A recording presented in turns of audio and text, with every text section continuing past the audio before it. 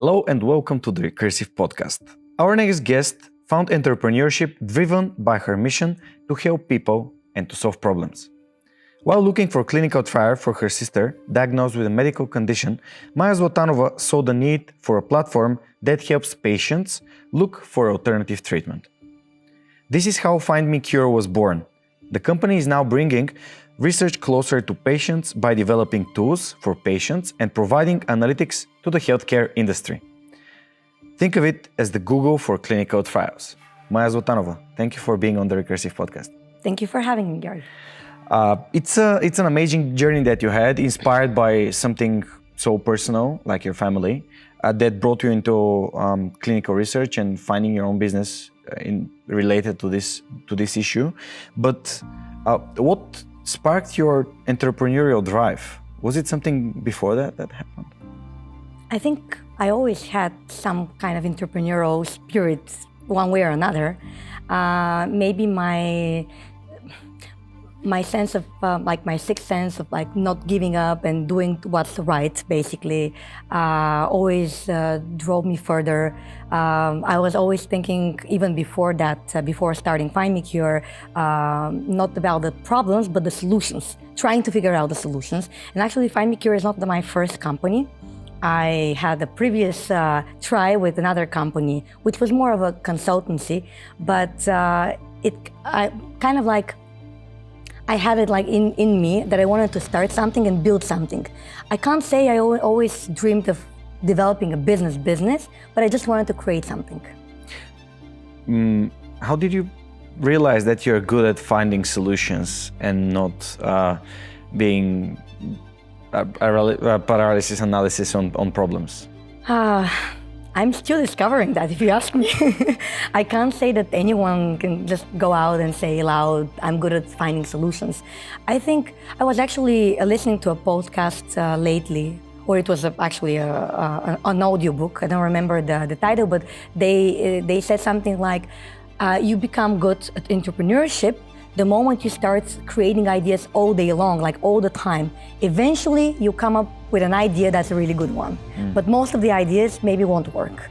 So I guess that my drive in thinking about solutions wherever I go, identifying problems and thinking about solutions is actually one of the reasons why I decided to move in that direction. Will you please describe in a couple of sentences how this idea came to life, the idea of FindMeCure? This personal situation drove you into finding solutions. Yep. So it's a long story, but we have time. I promise. It's a long story, but it's. I think that having a personal story behind a business makes a lot of sense, because starting a business is a very hard thing. A lot of people start because they think it's trendy, it's cool, and they just want to do it, and yay, I'm gonna become a millionaire, a billionaire, But in reality, starting a business is a super hard thing. And if you have something really personal, something that reminds you why you're doing that, that keeps you going all the time, no matter what challenges are in front of you. In our case, yes, first it all started with my need to find an alternative treatment for my sister. With my family, we were struggling to find something that can help her out, because her condition does not have a traditional standard of care, so to say. And that was the first time when that was actually the reason, when I found the problem. The reason for starting FindMeCure was actually something completely different. It's a very funny story, though. Me and my co-founders and I, we were traveling from Austria back from snowboarding. And I remember with one of my co-founders, he's also my partner in life, he was challenging me to go to a competition of Singularity University and pitch an idea, which is about how can we solve a problem that can save at least 1 million people's lives. And we were kind of joking, I'm going to pitch such an idea and I'm going to win. And he was like, no, I'm going to win. And in the end, we were literally coming from a maybe 24 hours drive, or let's say 18 hours drive from Austria. And I know I have 5 hours left in order to submit the video pitch. And I was like, okay, I'm not going to win because I have no idea like what to pitch. But I'm pretty sure that I can win the bet just because I'm going to at least submit a video and he's not going to do it, right? So here I am in front of my laptop, like makeup here and like dressed with my pajama there. And I was like, okay, what am I to pitch? How can I save 1 million people's life? And then this idea came just like that, like a sparkle, really. I was like, okay, well, if I am to help more people like me and like my sister, I'm sure that there will be at least 1 million people that can benefit from this information and from finding an alternative treatment. And I pitched that. They very much liked it. I was on the finals, and then the story, moves on. Wow. I'm a huge admirer of Peter Diamandis' work, so didn't know this part of your story. Actually, it's a great underestimation of the problems that we're having.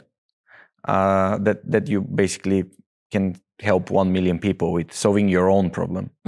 People that tend to look for ideas that are hypothetically going to help someone, but looking to your immediate environment is a great way forward. You have a background of history, geography, and then did a master's in international business. How does having such a broad scope of knowledge help you? I don't know, to be honest. I don't think that, so actually I ended up with history and geography. It wasn't my desire, let's put it that way. It was by mistake, or maybe it was destiny. I don't know. Some people might say it was destiny. But what helped me going through history and geography was actually learning what failure is. Because before starting geography and history, it's another interesting story. But let's say that before that, I was in my high school years. Before that, at school, I was always the achiever. At least that's how I felt. Maybe I haven't been such an achiever, but at least that's how I felt. I always achieved whatever I wanted. And one day, I was applying for the university. I was very stubborn that I'm going to be in Sofia University, and I wanted to be international relations. And I was so sure that I'm going to be there because I was always like high grader, applying with German and history. I had very good grade at history. So I was just waiting for my grade in Germany, and like my German, not in Germany, but in German. And my German is like really, really good. Not anymore so much, but it used to be. And I had actually, for the Bulgarian grades, like 2, basically the lowest grade. Which was like, wow, how did this happen? Really, that was a very, very, very big shock for me, for my family, for everyone. And it turned out that it was a mistake that was done by the university back then. But again, I'm not going to tell you this, but this mistake was the best lesson that I've learned, that sometimes you achieve things, sometimes you fail. But it's not important whether you fail or achieve. It's important, do you move on? So that's how history and geography helped me. And then the next time when history and geography helped me was, when we identified it was a mistake, the university told me that I can go back to international relations after the 2nd year. And that was the plan. But then I went to the States. It was again a coincidence. And I did door-to-door selling there. And when I came back, I saw the American culture. I saw how people are deciding on what to study there. I knew that I don't know what I want to learn, what I want to do for my professional career. So I said, okay, maybe I should stick with history and geography. And meanwhile, I can try and find a job, actual job, so that I can see what it's like to work. And that's actually what helped me a lot. To be able to study and work and actually see the difference. And I know that Sophia University, some departments are doing their best to connect business and the university, but in majority of cases, that's not the case. So that was actually my winning bet, that I chose for myself to go in like this direction and get some actual experience, professional one. There are two stories that I want to go deeper into. The first one is basically, is success the sole achievement, or the failure that makes you realize that you need to stand up, dust off, and continue and do it again? So persevering through other failures, because this is something that I'm thinking on in the last couple of weeks. About like, is it the success, the real achievement, or the way to, through failures, to achieving something that's, it's just a checkpoint. It's not an end destination. I will answer more philosophically here. I think it's none of the two options that you gave me. I think nowadays that success is the ability to realize and be grateful for what you are at the very same moment, to actually appreciate the moment. That's success, because it's so difficult to do it. And I believe me, for me, it's very difficult for a person always looking at the problems and the solutions, always looking at the future. It's even more difficult. But I think that's the real success, because if you are able to be grateful for where you are and what you're doing and who you are at the moment, you will definitely be even in a better place tomorrow. Yeah, that's a great answer. More or less, FindMeCure's evolving process included a lot of iterations and pivots. Would you take us through this? Because now, having in mind this mindset that you have about like doing something, did it work? No, okay, let's try another thing. How did you include this in your development of your company? The hard way, by doing a lot of mistakes and learning from them and moving forward. I'm not coming. I was actually thinking about this after listening to an interview from one of the local entrepreneurs.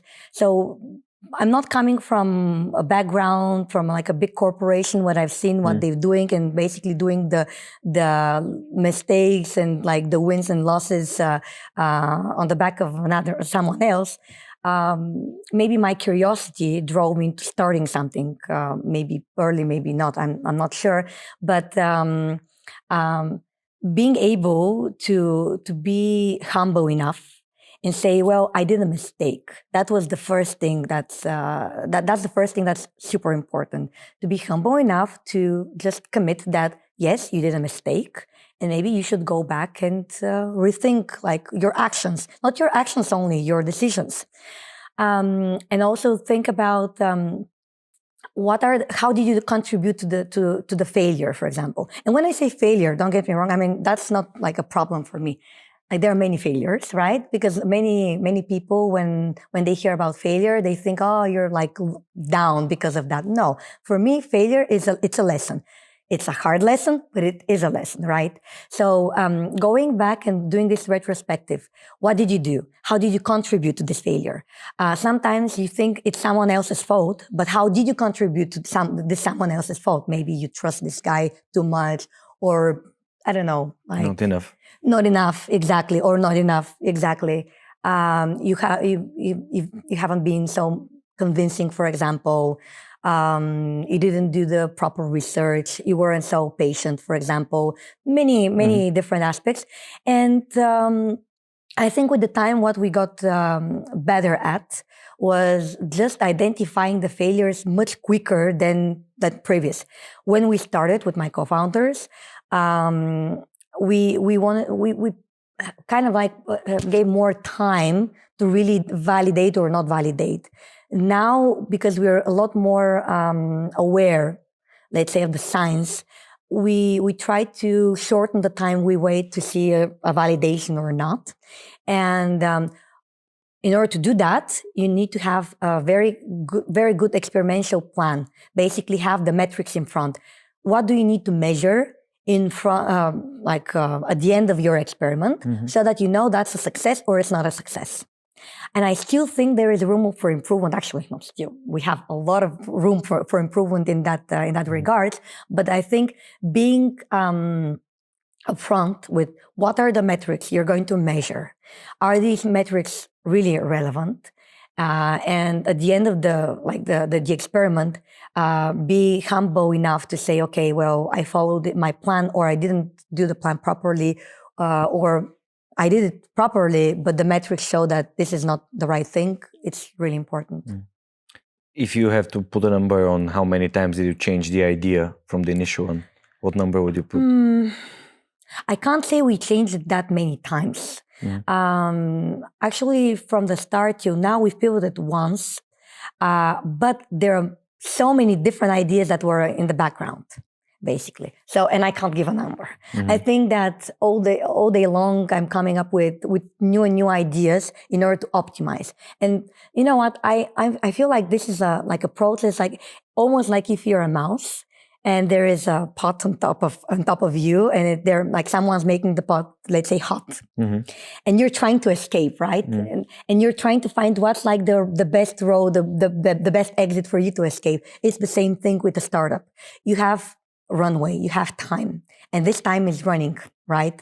So you need to find the right direction. The quickest, the better, like the better, the quicker, the better, basically. And that's how I feel, like looking at different exit directions and thinking, okay, well, let's go this way. And yeah, is that the right way? And then moving forward.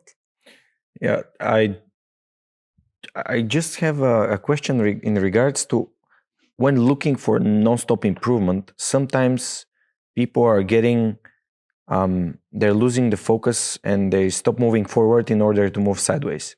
So how do you manage to balance these things? I mean, when you're constantly looking for ways to improve some things, sometimes you're just stopping and not moving properly. How do you keep track if this thing is helping me move forward? Am I moving forward, or I'm just like stuck on optimizing something that's basically not that important? I think this lesson, I learned this lesson through a lot of conversations with investors. The North Star, especially at the particular stage of the company, should be the product market fit. Okay. If you are getting closer to a product market fit, that will give you a particular like sign, you should do this, like you should optimize on your, let's say, product market fit. If you're far away from product market fit, then maybe you should think about different directions. Looking at the numbers, also understanding how customers feel about your product, it's important. Awesome. That's a great advice, to keep your eyes on the price. Eyes on the price, eyes on the product, on the satisfaction, not always the price. It depends on the business. Is like, it's a metaphor. The product market fit, it's like it's the package. Are people getting excited? How do they speak about you? What else do they have to tell you about? Also be careful how much to listen to your customers, because sometimes, actually in most cases, if you want to innovate in a space, if you just listen to your customers, it will be hard to innovate. Let's face it. Like in most cases, you need to be able to see beyond your customers' words and then understand what they're saying is really relevant for your business, but what else you can bring to these customers that they haven't expected but might be mind-blowing. Awesome. Absolutely agree with this. It's I have a favorite saying from Dan Sullivan, who is one of the friends of Peter Diamandis that I've found online, and he's saying, ask only the check writers, not the entire population that's probably your market. Because the check writers, the people that are involved, the parties that are involved, can give you a relevant feedback. So basically, you are bringing the research, clinical trial research, and the patients that are looking for alternative ways to find solutions for their health situations closer. This is what you do. Yep. Because the problem is? So the problem of healthcare is, like the biggest bottleneck of healthcare is data. And because of regulations, because of old traditions, because of a lot of things, because of the size of the pharmaceutical companies, the connection between patients and the companies is very much broken. If you ask me, the connection between patients and regulators is also broken.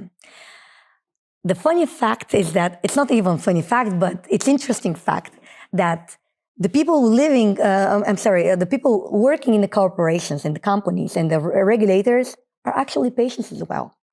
But somehow, the moment they step into their daily work, they forget about that. And they start thinking about the KPIs, OKRs, if they have OKRs, but let's say KPIs, and all the things that they need to do, all the responsibilities that they need to do on a daily basis. Mm-hmm. And you will hear a lot of people saying, hey, now we are becoming patient-centric, we're listening to patients, we want to improve towards more patient-centric world, etc. In reality, they try, but they somehow cannot implement it.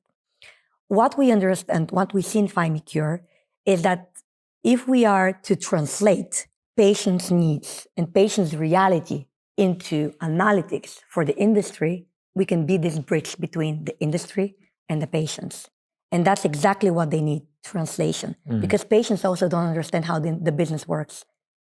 And we see that with the COVID pandemic and all the vaccines and all the conspiracy around the vaccines, etc. And it's like a never-ending story. Patients don't understand business don't understand patients. And somehow FindMeCure, the company, got this position in the middle, where we understand patients and we understand the business. And what we're trying to do is exactly translate both languages and connect them both. Awesome. It's a very, very challenging task for one person. How did you get to find your co-founders? As we've heard, one of them is your life partner. Yep. This one was the easy one, I guess. Or not so much? I can't say who was easier. No. So basically, both of them were working together already in a boutique software company. And they were my ex-colleagues, actually. And I knew that they also understand clinical research because in the company where we worked together, we were involved in clinical trials. Not like actually involved, but they were doing softwares for clinical research. And I was on the BD team, on the business development team. So I knew that they understand the space. And that's why I went to them. And also, I needed someone with software engineering experience, obviously. We were friends. And we still are friends, right? But back then, these were people that understood clinical research, but also knew who I am. And another story there, full of stories, I guess. But so we decided to start working together on FindMeCure. I convinced them, and they convinced me. Like we are all happy. And I think 2 or 3 months later, we are starting to work together. And 2 or 3 months later, I found out that I'm pregnant. And it wasn't planned. At least I wasn't, I wasn't planning that. I'm just joking. It was kind of a positive surprise.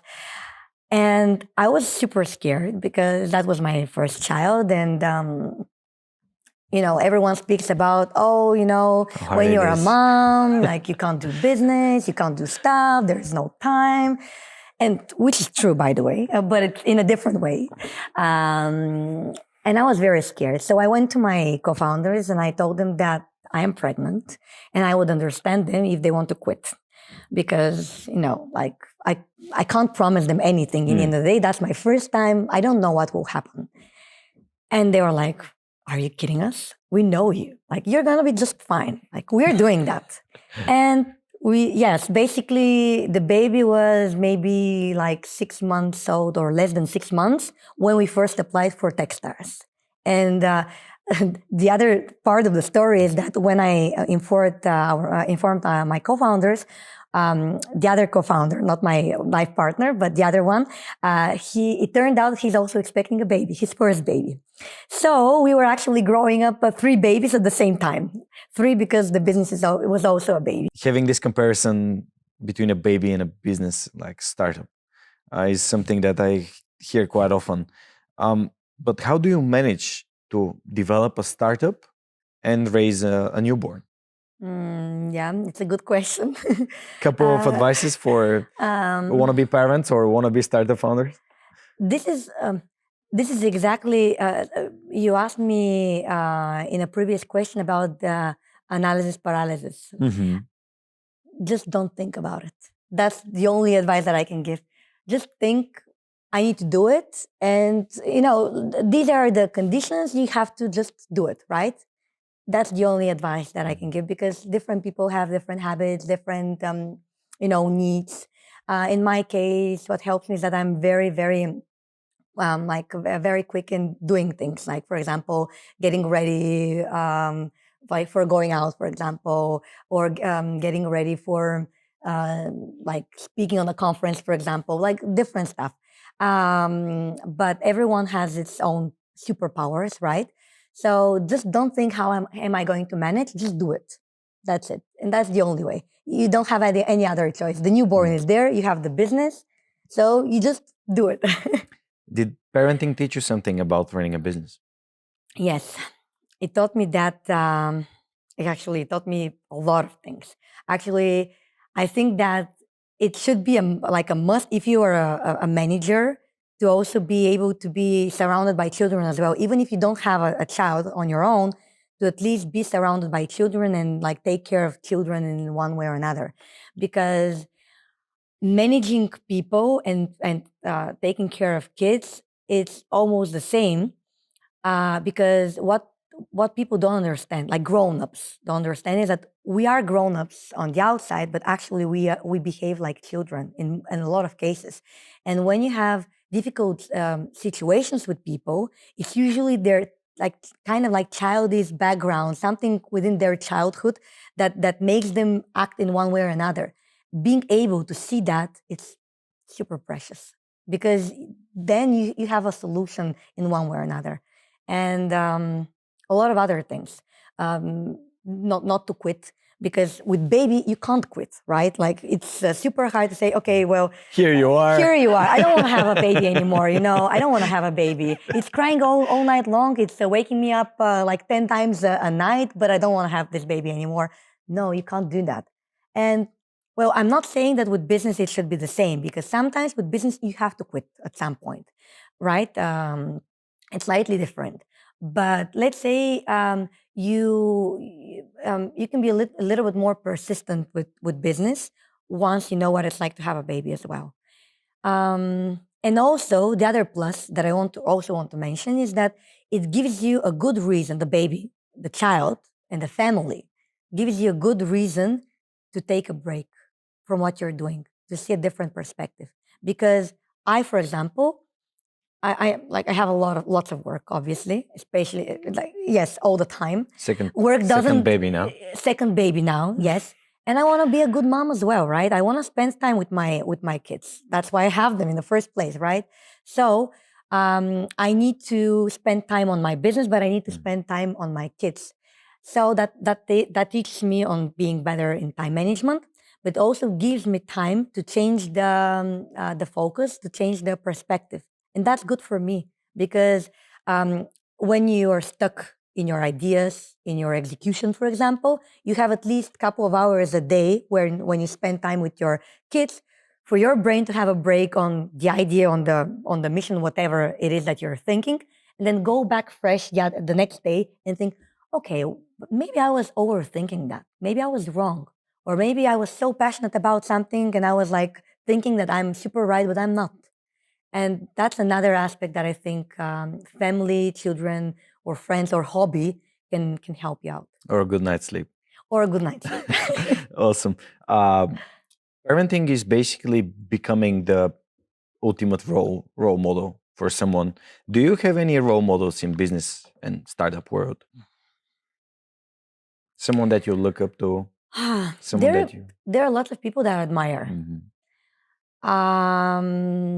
I think it very much depends on the situation that you're at, the moment. How do you feel? Obviously, it's not obvious actually, but for me, but to me, my parents are a great motivator of what to do and what not to do as well, right? My grandma is actually a person that I admire a lot because she taught me on a lot of my soft skills are actually things that I haven't studied anywhere. Even like the door-to-door selling was a success to me, like when I was in the States, not because I was just persistent or I learned something in the 2 weeks course that they taught us basically, but because my grandma was learned, I mean, she had all the life lessons. She learned how to deal with people, how to engage with people, how to listen to them, something that we need to learn every day. And that's something that I'm trying to learn more and more. Listen, not speak that much, but listen to people, what's beyond their words, etc.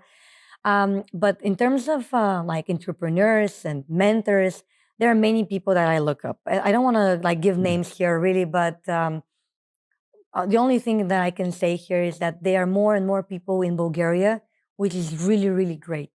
Which is great because it's so like it's invaluable to be able to go to someone and to just listen to their story, to take their advice. Maybe it's not even relevant to your business, but just like see another opinion. Right. And actually, within FindMeCure, one of the minuses that one of the challenges we've had is that healthcare, startups in healthcare, when we started especially, wasn't such a big thing here in Bulgaria. And it still isn't that much. After COVID, it's starting. But there are not many people we can go to within the healthcare business that we can get advice from. And so everything that we had to learn was basically through very hard work, asking for people, pushing hard, cold calling, cold emails, cold whatever you can imagine, so that we can develop this network of people who we can go to and get advice and move forward. Awesome. This is what I call persistence. So a question that I had in my mind from previous conversations that I had with startup founders that did this door-to-door selling in the States as a summer program during their university years, they told me that this is the easiest way for them to learn how to not accept no to something that brings you down, but basically accept no was like, okay, next, please. I think I was already there when I went to door selling. So actually, it seemed.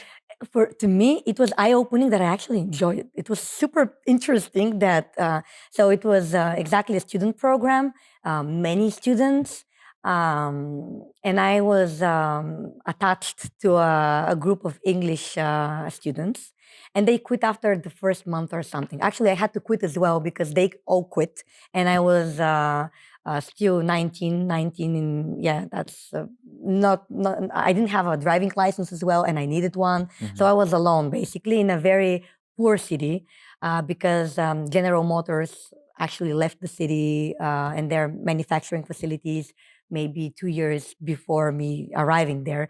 And most people were left without any job, basically. So it wasn't like the type of place you want to go there and sell books, to be honest. But I kind of enjoy it because I enjoyed the whole kind of like journey and the whole experience speaking with people, and they liked me. And it was like nice going to different people's places, speaking with them, and them saying no was kind of like natural. I don't know why. Maybe because I think I mentioned before the interview, I did ballroom dancing. And with ballroom dancing, it's not that every time you get the first place, right? Like it's not always that you're the winner. So it took me a lot of years, a lot of persistence, so that I actually have some wins, right? So I think that when I went to the States, I was already prepared to hear the no's, and it was fine by me. Yeah, sometimes people are not used to it, and especially in the startup world, as a founder myself of a project, I can say that hearing no can be the most discouraging thing that you hear. It is. And not just with them, actually, it's a very good idea if you want to be an entrepreneur to start with sales, like as a background, because sales is all about hearing no, no, no, no, no, no, no, and eventually yes, wow, and then you feel like you're on the moon or Mars or whatever. But yeah. Why do you think there are fewer women entrepreneurs? There are some studies that say that there's a huge gap in funding available for female founders. I don't think it's the funding. I mean, maybe it is as well. Like, don't get me wrong. Maybe it is also that the fact that most investors are male, right? And maybe they feel more comfortable giving money to male and not female, for example. But I will, I think that investors are also pretty analytical. So if you have a good business idea and if numbers make sense, I don't think they won't fund your idea, no matter whether you're a male or a female, right? But of course, trusting on the other side, when you see a man, let's say, and you're a man, maybe that's one of the reasons. But I think the biggest reason is that women, we overthink things. We want to be perfect before starting something or doing something. We don't take risks that often, and I think this part with the like making things perfect is actually the biggest thing that's in front of our way for becoming entrepreneurs. If we, like I said, with motherhood and being a parent and doing business, like best lessons learned. The lesson again is just do it. Like, what are you going to lose, basically? I mean, people who are going to laugh at you or what? Yeah, it's great advice. Just do it. It's an easy thing to say, but people generally tend to focus on small, minor things that they can achieve. And here you are, directly went through Techstars in London. How is this possible? Thanks to my partner in life and co-founder, if you ask me, because that's a great example, by the way, for why women are not so often entrepreneurs. Back then, when we applied for Techstars, I didn't believe they will accept us. And as a matter of fact, the only person who believed in that was exactly my partner in life. He was like, "Okay, let's go and apply for accelerators." We were like, "Okay, let's do it." He said, "These are the top 3 ones. Like 500 startups, Techstars, and YC, Y Combinator. Yeah, Y Combinator." And with my other co-founder, we were like, "Are you joking? Like, come on, we have nothing yet. Like, come on." And we're coming from like Bulgaria, Southeastern Europe. Exactly. I mean, we didn't believe. He said, "No, I'm going to do it," and he applied. Actually, he literally did all the paperwork. And then they called us back and said, "Hey guys, we actually want to have an interview with you." And that's another lesson learned, but not from business, let's say from my ballroom dancing. When you're on stage, you're on stage. So you don't think about, "Oh, I'm going to fail and I'm not good enough." You just do your best, right? So on their interviews, I wasn't thinking, "Oh, they're not going to accept us." I didn't care. I was just there to do my best at the interviews, and it turned out that after 10 interviews with Techstars, we were actually accepted in in 2 different locations, and we selected London, and it was a great journey. So what changed things for FindMeCure in Techstars London? How did the journey change? I think what changed was our first, at least mine, experience with working and speaking with investors, because these accelerator programs are very good at it's like educating you what's the startup world like. I mean, I never when started FindMeCure, at least I didn't think, "Oh, I'm now starting a startup. Yay!" Like, I'm thinking of, I want to bring value, like in the form of a business, value to patients, value to industry, and I want to build a product, and I want this product to be sustainable and growing, etc. But they teach you on what's the investor world like, and that's super important. And the other thing was they introduce you to investors, and the conversations with investors are super valuable. It was a huge challenge for me because it was for the first time to me having such like conversations with investors, and definitely not my way of talking, with like, the numbers and statistical. I mean, I'm a different type of person, but I had to become a different, like similar to investors. And that's a great thing because they taught me how you're supposed to think about your business. Not that you shouldn't be emotional and you shouldn't think about values and missions and stuff. Don't get me wrong. That's also important. But you also have to understand the blood of your business. And the blood of your business is Funding. the numbers. Maybe it's not even funding, but the numbers. Like how you need to quantify the value you're creating to someone. Sometimes the value is not even related to money. Sometimes it's something else, but you need to be able to quantify that in one way or another. What bodybuilders say, what something that you can't measure, you can't improve. Or marketers. Yes, as well, or marketers as well. It's Peter Drucker quote, I think. I think I heard it from Arnold Schwarzenegger. So awesome. What would you advise other startup founders that are looking for the right program to enroll in? You mean like accelerator? Accelerator, yes. Yeah. I can't say it's absolutely the must thing to do. Mhm. It very much depends on the stage that you are at. Like, for example, for our company, Techstars was great and not so great at the same time. Great for understanding the investor world, but not so great for running our business, to be honest. Because we were all so heads down, understanding the investors, understanding how we can fundraise, what are the mechanisms, what's the world like there. But for example, for these months that we were there, we didn't have that much time speaking to our actual customers. For example, the mentors out there were not so much within the healthcare space as well. So that was another minus for us. It's very tricky to choose the exact moment that's good for you to become part of an accelerator. So understanding what's the accelerator's program and understanding at what stage you are at is very critical. Otherwise, you might be losing time. And there were companies that were literally super super happy with the accelerator program, and others that were like, it was okay. It actually, the program is great. It's just for the business development, maybe not so great. It depends.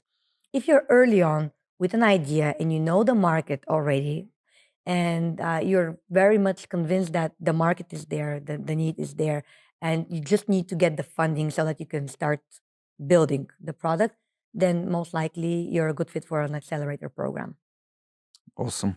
I just wanted to name the partners in crime here in FindMeCure, like Miroslav Vlčev and Ivailo Josifov, just because we are referring to them as the co-founders all the time, exactly. But we need to put a name to people that are really fighting to get this thing that will help a lot of people, hopefully more and more in the forthcoming years. So I think it's a great way to say thank you for the efforts.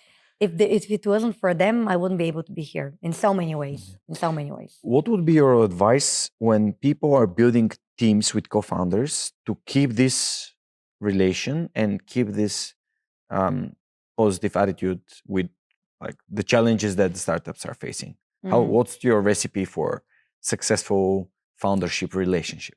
If I have to use one word, diversity. So the best way to keep a balance within a team is to have a diverse team with diverse in terms of skills, in terms of emotions, in terms of characters. What happens usually is that at some point, some of the let's say partners are negative, but there is at least one person to just drag them and say, "Hey, no, let's move back and we can do it." And then another time, this guy will be negative, and then another guy will be positive, for example. So keeping this balance is super important. Knowing why you're doing what you're doing. And I think something that really kept us together was the principles that we have, at least similar. I can't say same, right? But similar principles. No matter how much you fight or you don't fight or whatever happens with the business, it's important that you know that on the other side, this person is a true friend of yours and wants the same thing as you do. for the business and in general for the good sake of the team, and making sure that you once in a while you have the talk. Okay, we are here. Intervention. Exactly. We are here. What do you expect? What do you expect from me? What do you expect from the company, from the team? What do you want to? How much are you willing to risk is important. Awesome. Great. We are heading towards the end of our conversations, but because you're so positive on everything that you're describing today, what's the biggest challenge? What's the most difficult thing that you have faced in your entrepreneurial journey so far? Other people ask me about the same question, and I can't answer you that, really. I think it's a constant challenge all the time, and the biggest challenge is actually you. Like, so my challenge is me, right? Believing in yourself, reminding myself, why am I risking or doing that and not, I don't know, why I'm doing what I'm doing. Um, mm, yeah, moving on, even when I don't believe in what I'm doing. For example, trying to be critical, humble, confident at the same time. I think the biggest challenge is actually me, and it's a daily challenge. Something that, because if you want to be a successful entrepreneur, whatever successful means, okay, if you want to grow a business, the most important thing is to grow yourself. Maya, this is absolutely awesome. But of course, in order to be successful, we need to be healthy and sane. How do you personally unplug? Because, as you said, it's a lot of work on all fields of life. Well, the normal stuff, trying to eat healthy as much as possible, doing some activity. Sport is great. I love sport. I can't live without sport.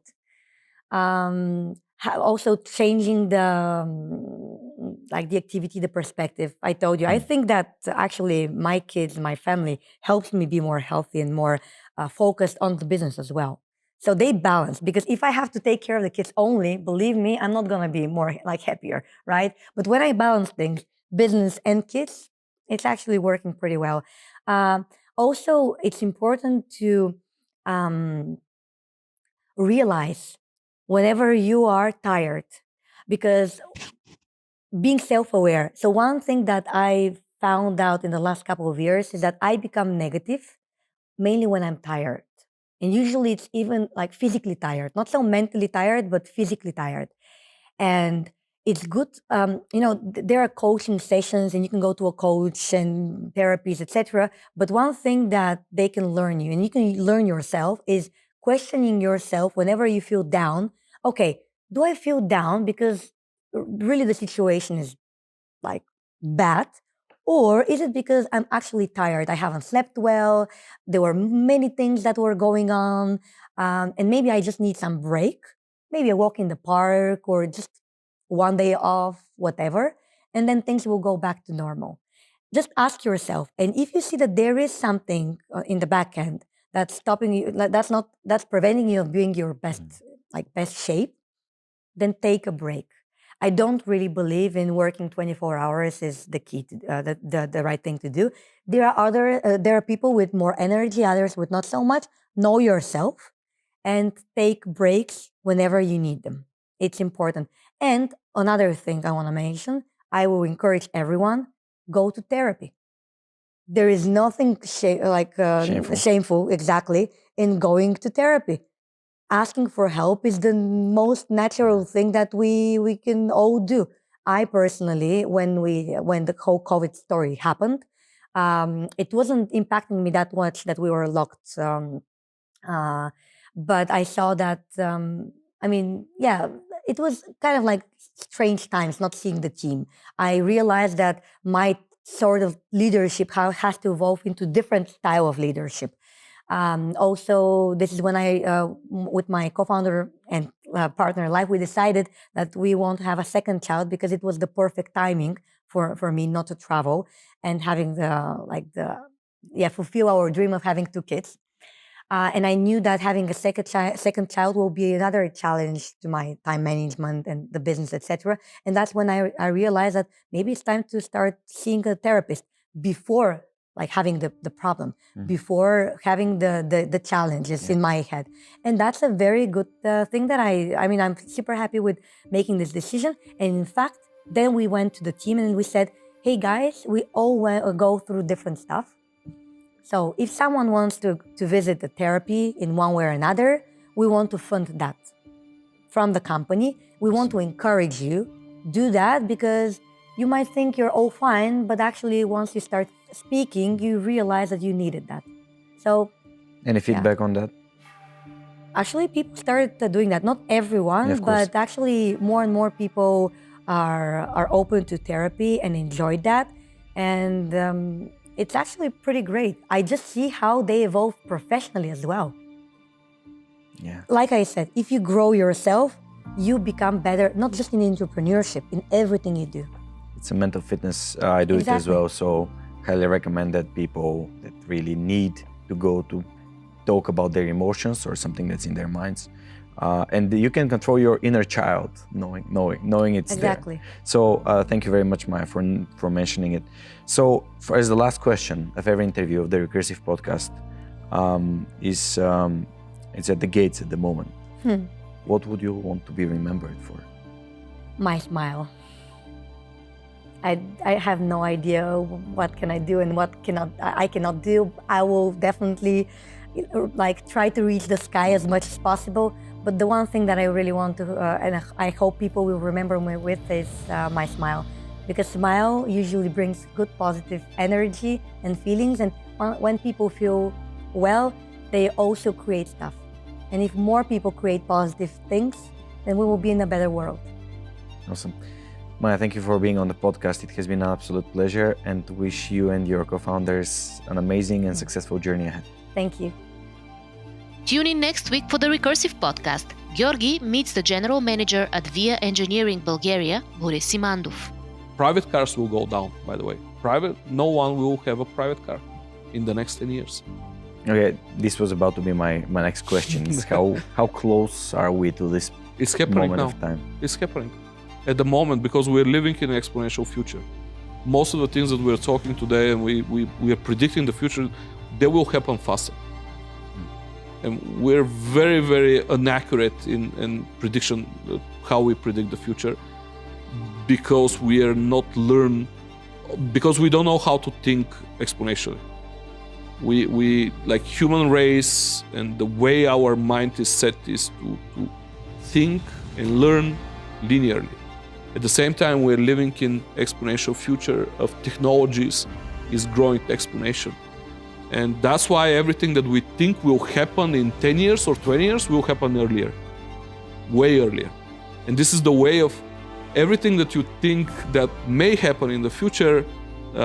One of the trainings for exponential thinkers and exponential leaders in the world is think that will happen faster. Most of the things that we're talking about, they will happen faster, way faster. And if you're just as passionate about innovation as we are, hit subscribe for the Recursive podcast on YouTube or your favorite podcast platform. We're everywhere.